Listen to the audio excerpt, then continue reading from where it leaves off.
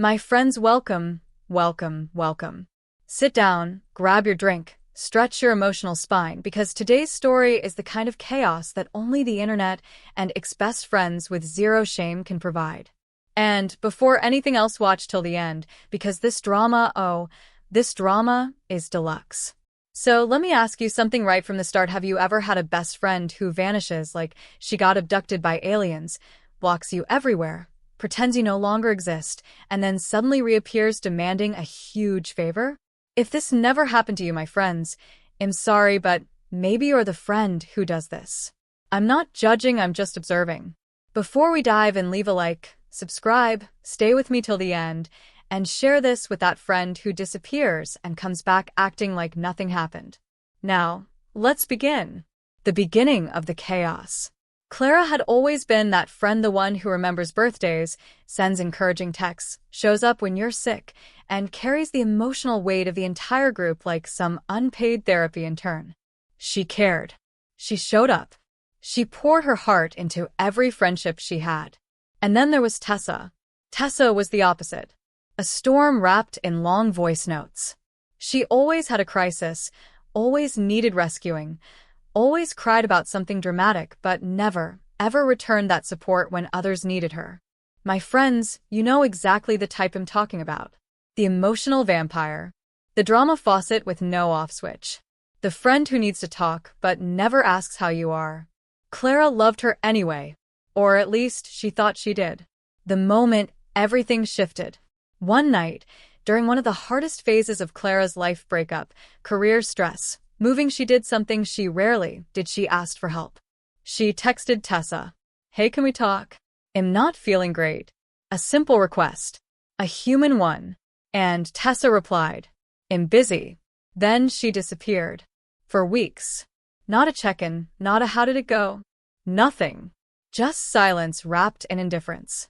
And that's when something inside Clara cracked quietly. Not in anger. Not in revenge. But in exhaustion. She simply stopped trying. Stopped chasing. Stopped bending herself into emotional shapes to keep Tessa close. The disappearing act. Tessa noticed Clara wasn't chasing her anymore, and instead of reflecting, apologizing, or behaving like a functional adult, she reacted like someone offended for losing an emotional servant. Suddenly, Clara wasn't invited to hangouts. She wasn't included in group chats. People made plans without her. And eventually, she saw she had been blocked everywhere.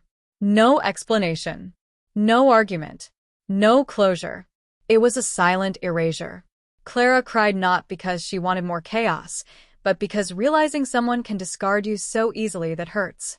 But pain evolved into clarity. And clarity evolved into peace. Clara focused on her job, rebuilt her confidence, made new friends, and got hired at a respected company that people her age dreamed of entering. Her life was settling into something good. Until one ordinary afternoon. The message from the dead. Clara's phone buzzed. Unknown number. But the profile photo, that profile photo was unmistakable. Tessa. The ghost of drama passed. The message said, Hee bestie. Long time. Have you been? We really need to talk. My friends, I want you to imagine the laugh Clara let out, that laugh that's half disbelief, half am I hallucinating, half is this woman okay? Clara answered politely, but with distance. And Tessa? She acted like they had spoken last week. As if she hadn't blocked Clara everywhere. As if she hadn't vanished for over a year. And just when Clara thought the absurdity had peaked. The favor from hell. After a few meaningless messages, Tessa finally dropped the real reason she'd returned. So my fiancé is looking for a job, and I remembered you work at that amazing company. Can you get him in? Just put his name forward. He needs a position, a no apology, a no acknowledgement of the past, no humility, just entitlement. Clara blinked at the screen 3 times, then she asked, What's his experience? Tessa replied, Oh, he has none. 0, but he learns fast. You're super influential there, right? You can make it happen. My friends, the level of audacity is not human. This is Greek mythology grade audacity. This is Mount Olympus boldness. Clara took a breath, then another, and finally said, I can't recommend someone with no experience. That would damage my credibility. And we haven't spoken in a long time. Tessa exploded. You're ridiculous. You were always jealous of me. Everyone knows you never liked me. That's why nobody stands you. Clara simply answered, Okay, take care. and blocked her. But chaotic people never leave quietly. Days later, Clara received a call. Unknown number again. She answered thinking it might be work. It was the fiancé. He said, So Tessa told me you'd get me a job. When can I start? Clara almost choked on her own oxygen. She explained absolutely not. He got angry. Called her selfish. Said she had a moral obligation to help Tessa. Said Tessa was devastated. Clara hung up, blocked him too, and thought that was it. Spoiler. It wasn't. My friends, buckle up, because if you thought the fiancé calling Clara was the end of the chaos, oh no, that was just the appetizer. The main course is served next, and it's spicy, messy, and sprinkled with emotional nonsense. Grab your popcorn, because the chaos wasn't done. Not even close. The social media meltdown. After Clara blocked both Tessa and her circus fiancé, things got quiet. For about 2 days. Then her phone started vibrating like it owed somebody money. Friends, or better Daika, people who were still half connected to the Tessa universe, started messaging her. Hey, are you okay? Clara, have you seen Tessa's stories? Girl, she's talking about you. Clara opened her accounts carefully, like approaching a bomb, and saw the situation. Tessa had turned her Instagram into a tragic novella. Crying selfies, long paragraphs, quotes about betrayal and fake friends, dramatic background music, indirect insults shaped like inspirational phrases. She was basically giving a TED Talk in the genre of delusional self-pity. Clara said nothing. She didn't engage. She simply breathed. But then, Tessa tagged Clara's employer. Yes. The company. The professional workplace. The one thing Clara worked years to build. My friends, the level of boldness? The lack of self-preservation? You could study this woman in a psychology class under the chapter What Not to Do in Adulthood. Tessa posted things like, some people pretend to be kind but are actually toxic. Wish companies knew who they're hiring. Imagine refusing to help a friend in need. Couldn't be me. Tagging the company. Clara's stomach dropped. She wasn't even angry, just stunned. She immediately emailed HR, explaining the situation with timestamps and screenshots. They responded professionally. Thank you for informing us. Don't worry. You did nothing wrong. And that was that. Tessa was blocked by the company's account too. But Tessa wasn't done spiraling.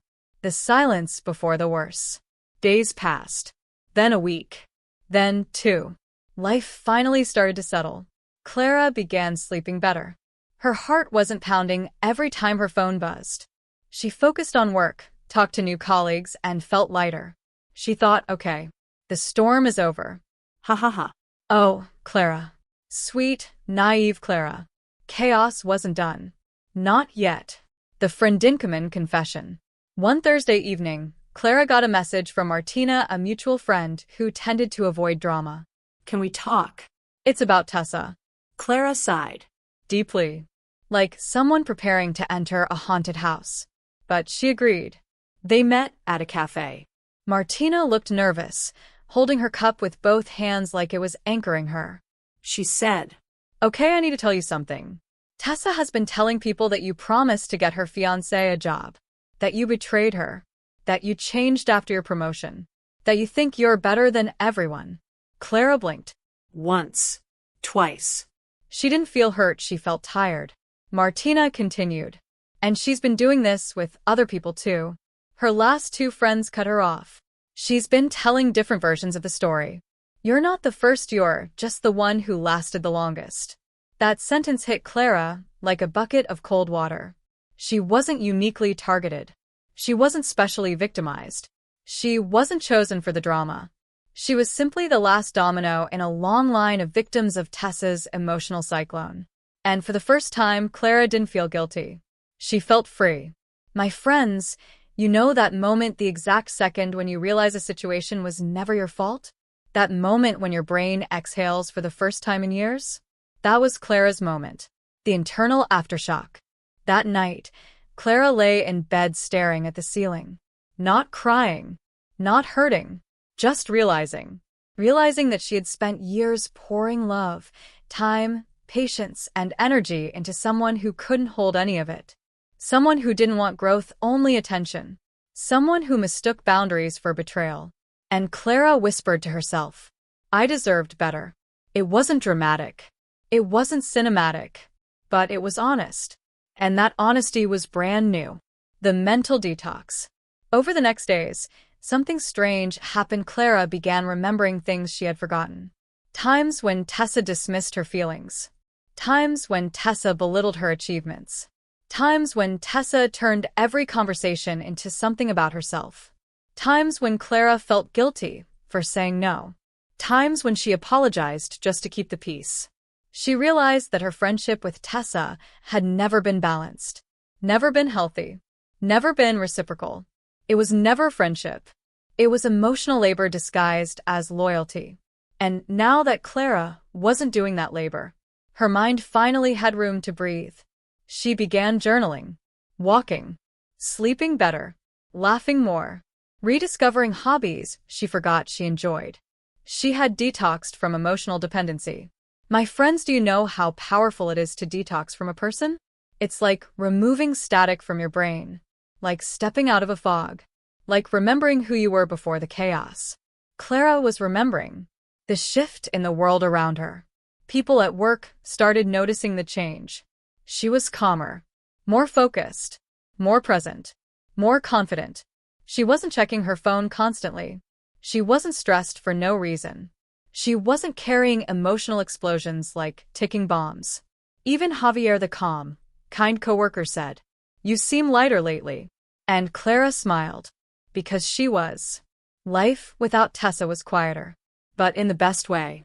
After Martina's revelation, Clara spent several days in a strange state of mind. Not sad, not angry, not confused, just awakening. Awakening to the truth of who she had been in her friendships. Awakening to the patterns she repeated without noticing. Awakening to the version of herself she had sacrificed to keep certain people happy. Clara never realized how deeply she had tied her worth to being the reliable one. The listener. The fixer. The one who never complains. The one who says it's fine even when it hurts. She had been raised with quiet resilience. Taught to endure. Taught to stretch. Taught to bend. Taught that kindness meant self-erasure. And Tessa, with her emotional hurricane tendencies, was the exact type of person who thrives around someone like that. The first real question. One evening, Clara sat on her couch with a blanket over her legs and a warm mug between her hands. The apartment was quiet. No buzzing notifications. No dramatic paragraphs. No tension. And for the first time in her adult life, she asked herself, why did I tolerate so much from her? It hit her like thunder. It wasn't love. It wasn't loyalty. It wasn't compassion. It was fear. Fear of losing people. Fear of being seen as difficult. Fear of being rejected for having boundaries. Fear of letting someone down. Fear of being alone. Fear disguised as friendship. My friends, some of you felt that one in your chest, didn't you? Because when you love from fear instead of love, you give too much and receive too little. Clara realized she had been emotionally conditioned to think, if I don't give endlessly, I won't be chosen. She gave love like payment. She gave patience like obligation. She gave forgiveness like currency. But she never gave herself the same care. The past comes into focus. Memories she had buried came back with new meaning. Like the time Tessa dismissed her problems with, "You're too sensitive. Grow up." Or the time Clara got a promotion and Tessa replied, "Must be nice to have everything handed to you." Or the time Clara expressed hurt feelings and Tessa said, "You're overreacting." At the time, Clara believed her. Believed she was too emotional. Believed she needed to toughen up. Believed she was the problem. But now, with distance and clarity, she saw what it really had been. Gaslighting. Emotional control. Manipulation disguised as honesty. Jealousy disguised as advice. It wasn't friendship. It was emotional domestication. Tessa trained Clara to silence herself so Tessa wouldn't feel threatened. And the worst part? Clara didn't notice. Because when someone chips away at your confidence slowly, you don't realize what you've lost until you try to stand and your legs shake. The inner landscape transforms. As Clara journaled about all these realizations, something incredible happened. Her handwriting changed. It became steadier, Sharper. more deliberate. It was as though her mind was finally taking ownership of her story. She wrote, "I was never too sensitive. I was never too dramatic. I was never too much. I was simply with someone who couldn't handle the softness I offered." The moment she finished writing that line, she felt something inside her chest shift like a knot loosening. She realized something groundbreaking. Her sensitivity wasn't a flaw. It was a compass. It was a gift. It was the reason she could see beauty others overlooked. And Tessa had made her feel ashamed of that. Not anymore. The return of an old fear. But healing is messy. And sometimes the old fears try to sneak their way back in. One night, while lying in bed, Clara felt a sudden wave of anxiety wash over her, the ghost of an old worry. What if I push people away by having boundaries? What if I end up alone? It was a fear so old it felt like part of her DNA. But instead of letting it swallow her, Clara whispered, "I'd rather be alone than drained." And that sentence became a turning point, because she finally understood. Being alone was never the danger. Being with the wrong people was the gentle support. As Clara's inner tides balanced themselves, she noticed something else. The people who genuinely cared about her began showing up more. Not dramatically, not in grand gestures, but in the quiet, consistent ways that real care is expressed. Martina checking in with a "how's your day going?" A coworker bringing her a snack because you looked like you needed something sweet. Her boss acknowledging her progress. Her neighbor complimenting her calm energy. And Javier, always steady, always respectful, always kind. He didn't demand her time. He didn't assume closeness. He didn't expect emotional labor. He offered presence. Genuine presence. That alone felt revolutionary. My friends, you know what hits the hardest after leaving a toxic friendship? The realization that healthy people are not loud, they're consistent. Clara had lived so long in chaos that peace felt suspicious. But she was learning to trust it. The breakthrough moment. It happened on a Wednesday. Clara woke up, stretched, brewed her coffee, and stared out the window. The sun was warm. The air was soft. And she felt light. Not light because she forgot the past. Not light because she ignored the wounds. Not light because everything was perfect. Light because she finally put down a weight she carried for years. She looked at her reflection and said, "I'm proud of you." And for the first time, she meant it. Clara's life didn't change with fireworks or dramatic speeches. It changed in the slow, subtle ways a sunrise appears before you even realize the night is gone. She started waking up with more energy, breathing more deeply without realizing, laughing without guilt, doing things simply because she wanted to. It was the kind of healing that isn't loud, it's steady. The ghost of the old self. Even as Clara moved forward, there were moments when echoes of the past resurfaced. Like when she hesitated before asking someone for a favor. When she apologized too quickly. When she overexplained herself. When she flinched at confrontation. When she felt guilty for saying no. But here is the difference. She now caught herself doing those things. Awareness was the first step. Correction came next. For example, one morning she texted a coworker, "Hey, sorry to bother you, but could you?" She deleted it and rewrote, "Could you send me the file when you get a chance?" Thank you. No apology. No shrinking. No fear-based softness. Just clarity. A tiny victory. But tiny victories add up. My friends, healing isn't about never slipping, it's about noticing when you do and choosing differently next time. The people who stay when you stop overgiving. As Clara practiced healthy boundaries, something fascinating happened. The healthy people stayed. The self-centered ones drifted, and the real ones stepped closer. Martina became a grounding force, always honest, always kind, never demanding. Her coworkers appreciated her energy, now calm, now steady, now confident. Neighbors smiled more when they saw her. Even family relationships became softer. And Javier, well, he stayed too. Not pushing, not assuming, not waiting for her to save him emotionally. Just being there. A stable presence. A respectful presence. A presence she didn't have to earn. For Clara, it was almost unbelievable. She had lived in emotional chaos for so long that stability felt like a foreign language, one she was slowly relearning. The moment of self-reflection. One evening, after a warm shower and a long day, Clara sat on her bed with her journal. It had already been months since Tessa exited her life, like a hurricane leaving a town in ruins. Clara wrote, "Why did I let one friendship drain so much of me?" And the answer came instantly. Because I thought giving everything made me worthy. And then she wrote something even more important. But I'm learning that being loved doesn't require me to bleed. She stared at the words for a long moment. She had been raised to believe that love meant sacrifice. But healthy love doesn't demand wounds. Healthy friendship doesn't demand exhaustion. Healthy relationships don't require martyrdom.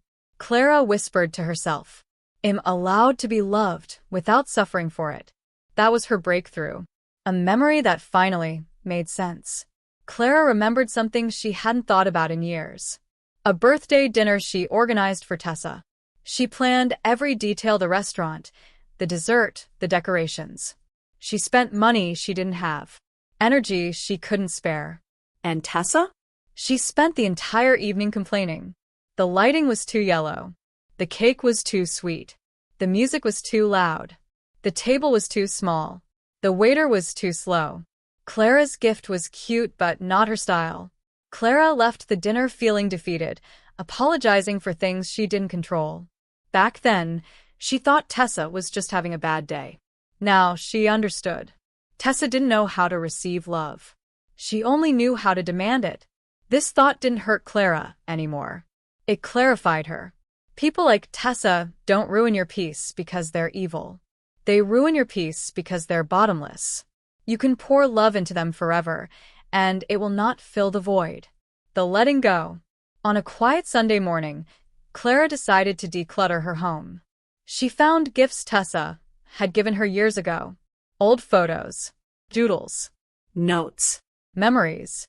She picked them up one by one. And instead of pain, she felt neutrality.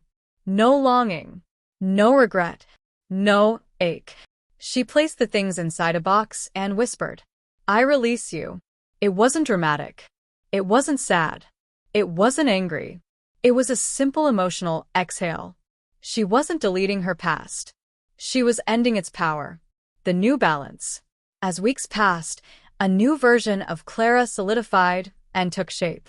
She said no without guilt. She asked for help without fear. She enjoyed silence. She respected her own time. She valued her own softness. She trusted her intuition. Her life felt balanced for the first time in forever. She wasn't constantly giving. She wasn't constantly drained. She wasn't constantly reaching for validation. She was simply living. My friends, this part matters, okay? Because this is where Clara stops being defined by what she survived and starts being defined by who she chose to become. The most important realization. One night, Clara looked at herself in the mirror and said something she'd never said before. "I don't need to be anyone's savior to be loved." And for the first time, it didn't feel like a wish. It felt like truth. Clara had been evolving for months, sometimes without noticing it. Her inner world was finally matching the peace she was cultivating on the outside. The chaos that once felt normal now seemed foreign, almost absurd. And the biggest sign of healing came in a moment she didn't expect. The calm she didn't recognize at first. Clara woke up one morning to absolute silence. Not the painful silence of abandonment. Not the anxious silence of waiting for drama. It was a gentle kind of quiet. A soft, warm stillness. She lay there for a moment wondering, what's different today? And then she realized. Her mind wasn't racing. Her chest wasn't tight. Her heart wasn't bracing for emotional impact. For the first time in years, she felt safe. My friends, do you understand how powerful that is? When your nervous system finally stops expecting a disaster. When your body realizes it's allowed to relax. That's what real healing feels like. The unexpected invitation. Around this time, Javier invited Clara to a small community event, a little outdoor festival with music, art booths, food stands, and warm string lights hanging between trees. He asked casually, like it wasn't a big deal. He didn't pressure her. He didn't frame it as a date. He just wanted to spend time with her. Clara said yes. Not because she wanted romance. Not because she felt obligated. Not because she feared disappointment. She said yes because it felt good to say yes. That alone was a victory. The night that showed her who she was becoming. The festival was simple but charming. Music floating in the air. Laughter blending with the hum of conversation. Warm lights reflecting in Clara's eyes. She and Javier walked slowly through the booths, talking about everything and nothing. Books. Music. Childhood memories. Dreams for the future. Silly things. Important things. Clara didn't feel drained. Didn't feel pressured. Didn't feel like she needed to perform. She was simply herself. And Javier noticed. You seem more grounded, he said with a soft smile. It's like your energy finally matches your kindness. Clara felt her chest warm, not with anxiety, not with fear, but with ease. It was so foreign that she almost didn't recognize it. The shocking realization. Walking under the string lights, Clara suddenly understood something major. This is what it feels like to be valued without being used. She almost stopped walking. She had spent so long thinking love required sacrifice that she forgot love could feel gentle. She had spent so long giving without receiving that she forgot balance existed. She had spent so long shrinking for others that she forgot she could be her full self without being punished for it. Tessa's voice, once loud in her head, was finally fading. There was no fear, no flashbacks, no emotional tension, just clarity. My friend's healing is not forgetting the past. Healing is when the past stops controlling your present. And Clara was finally living that truth. The last fear she had to face. That night, after the festival, Clara walked home alone. She felt light. Strong. Emotional, but in a good way. But as she reached her building, one last old fear resurfaced. What if one day, someone else hurts me like Tessa did? She inhaled. Paused. Closed her eyes. And answered herself. Then I'll survive it. Because now I know how to stand up for myself. And that answer changed everything. It wasn't a promise to avoid pain. It was a promise to protect herself. Confidence doesn't come from never being hurt again. It comes from knowing you'll be okay if you are. The transformation becomes visible. Over the next weeks, Clara's inner strength began showing outwardly. She said no without apologizing. She expressed her needs without guilt. She ended conversations when she felt uncomfortable. She stopped chasing people who didn't reciprocate. She invested only in connections that felt balanced. She laughed more freely. She was kinder not because she was weak, but because she was strong. People around her noticed the glow. They couldn't pinpoint what changed, but everything about her radiated peace. Even her boss mentioned, "You seem more confident lately. Whatever you're doing, keep doing it." And Clara smiled, knowing exactly what she was doing. Choosing herself. The moment that closed the old chapter. A few weeks later, while organizing her closet, Clara found a letter. The letter Tessa had mailed months earlier. The passive-aggressive goodbye. The non-apology apology. The rewriting of history. She sat down, held it for a moment, and then she laughed. Not out of cruelty. Not out of superiority. But because she realized she no longer recognized the person who once felt hurt by it. The letter belonged to a past version of her. A version she had already outgrown. With a calmness she didn't expect, Clara placed the letter in a drawer. Not to revisit. Not to reread. Simply to store away as something that no longer held emotional power. She whispered, "I'm done." And she meant it. The new era. From that day forward, Clara lived differently. More intentional, more open, more brave, more honest, more self-assured. She allowed new people into her life, but only if they respected her boundaries. She allowed new experiences, but only if they aligned with her values. She allowed joy, real joy, to take up space. She became the kind of person who could say, "I'm proud of who I am becoming." And she was. Weeks had passed since Clara tucked Tessa's letter away. And something interesting happened. She stopped thinking about her. Not out of bitterness. Not out of avoidance. Not out of denial. She simply stopped. The mental space Tessa once occupied with chaos, guilt, anxiety, and confusion was now filled with other things. Peaceful routines. New friendships. Books she loved. Moments of stillness. Moments of laughter. New dreams she allowed herself to have. For the first time in her adult life, Clara's mind felt like a home instead of a battlefield. The day she realized she was free. It happened unexpectedly. Clara was grocery shopping, headphones on, hair tied back, picking out tomatoes when a familiar scent hit her. A perfume Tessa used to wear. Her body froze for a second. Old instinct. Old fear. But then nothing happened. No panic. No memories stabbing her mind. No emotional spiral. She shrugged lightly, kept shopping, and grabbed her favorite pasta sauce. It wasn't a dramatic moment. No soundtrack, no slow motion, no epiphany. It was just neutrality. My friends, healing doesn't always announce itself. Sometimes it shows up when you're buying tomatoes and you realize the past is just the past. The conversation that sealed her growth. One afternoon, Clara met Martina for coffee. It had become a ritual, a grounding one. They talked about work, hobbies, random stories until Martina asked softly, "Do you ever miss her?"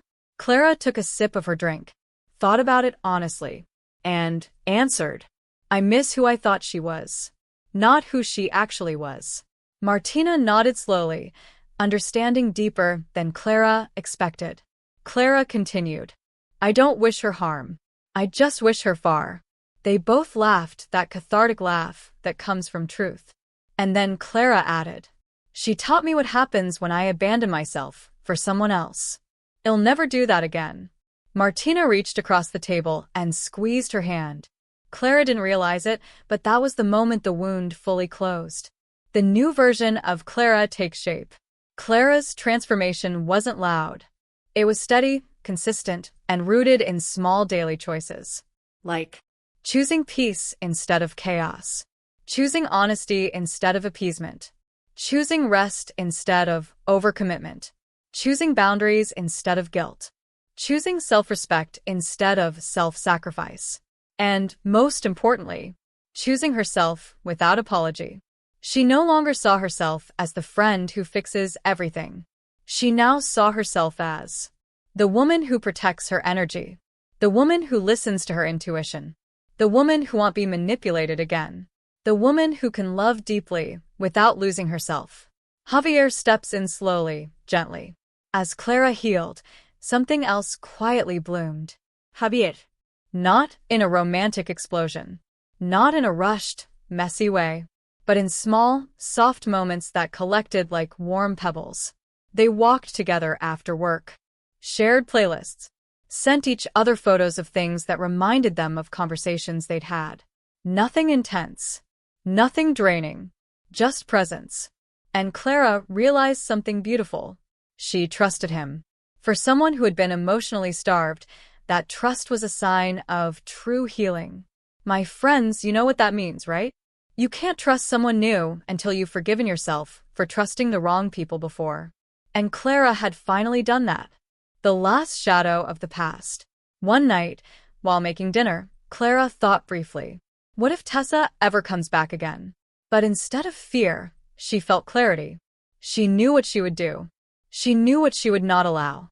She knew she didn't owe Tessa anything, not explanations, not apologies, not another chance. Her boundaries were not walls. they were doors she controlled now. And that realization tasted better than anything she could cook. The emotional release. A few days later, Clara stood by her window at sunset.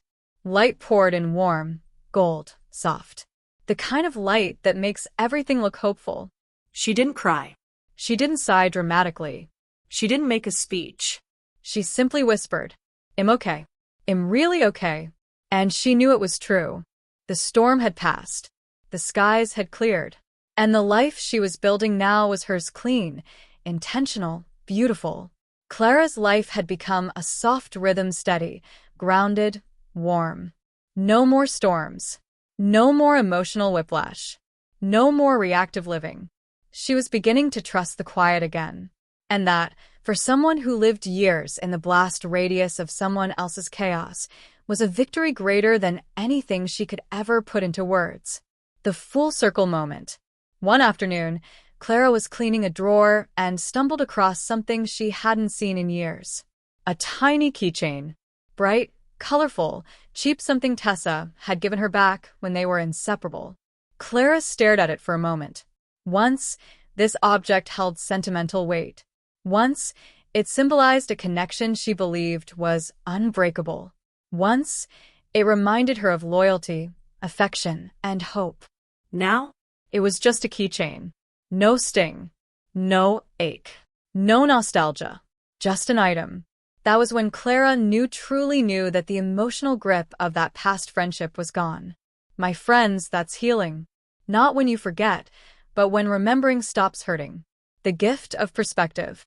That evening, Clara curled up on her sofa with a blanket, a cup of tea, and her old journal, the one filled with reflections, doubts, fears, and breakthroughs. She flipped through the pages. Early entries full of confusion.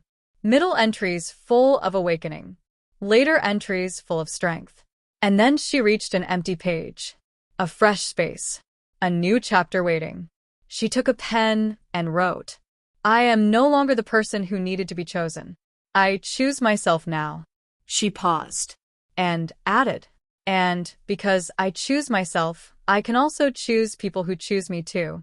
Those words were not emotional. They were peaceful. They were liberating. It was the first time she wasn't writing to heal. She was writing because she had healed. A different kind of memory. A few days later, Clara was sharing dinner with Martina. Between bites of pasta and soft conversation, Martina asked, "Do you ever wish things ended differently with her?" Clara smiled gently, not sadly. No.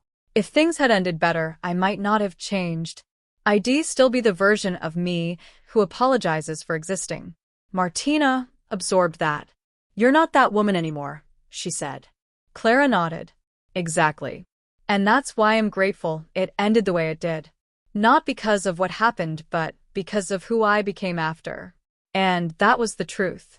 Sometimes the harshest endings deliver the most important beginnings. The rebirth of trust. As her confidence grew, Clara found herself opening up more to Javier. Not romantically, not yet, but emotionally. Not with trauma dumping. Not with desperation. Not with fear. But with honesty. Honest thoughts. Honest laughter. Honest presence. She realized what she had with Javier was something she'd never had with Tessa. Safety. She could sit beside him without feeling drained. She could speak without filtering herself. She could be quiet without feeling guilty. She could exist without shrinking. It wasn't love at first sight.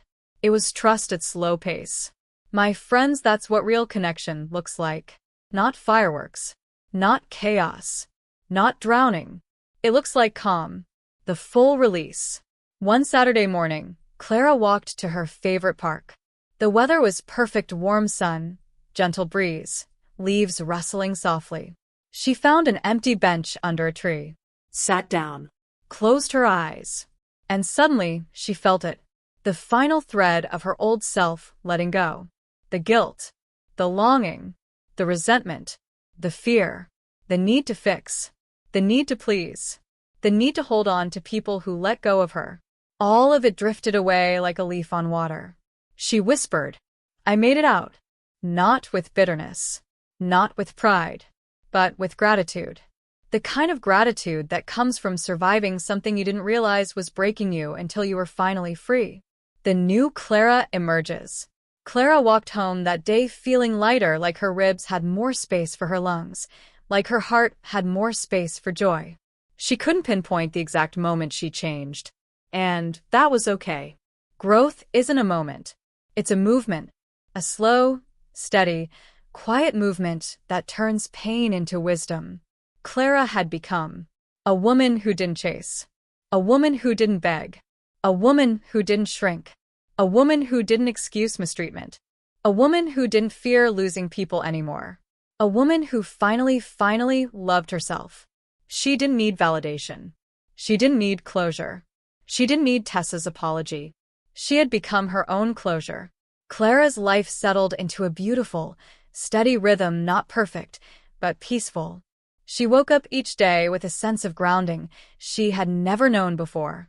Her routine became its own kind of therapy.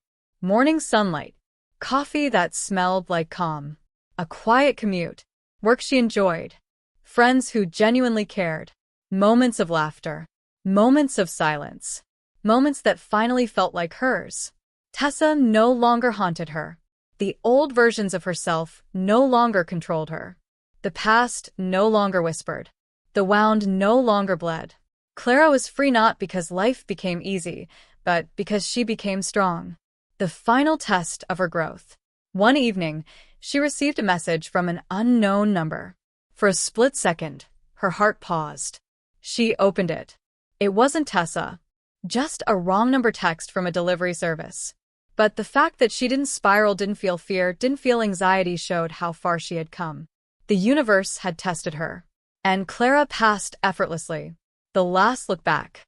A week later, while walking home from work, Clara stopped at a crosswalk and saw a woman across the street who looked a lot like Tessa. Same hair color, same posture, same way of holding her phone. Clara waited for the old emotions, the fear, the hurt, the guilt.